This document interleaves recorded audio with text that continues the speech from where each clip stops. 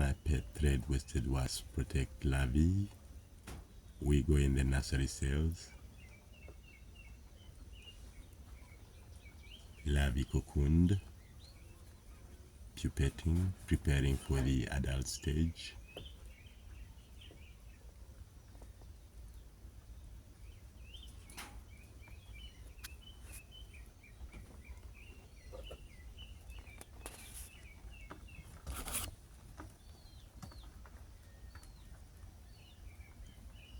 And a wasp getting to feel the outside world for the first time.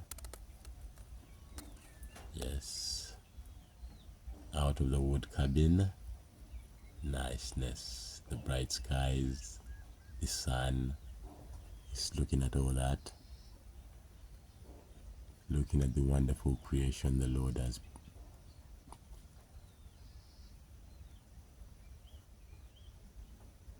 presented us with for us to take care of and harness.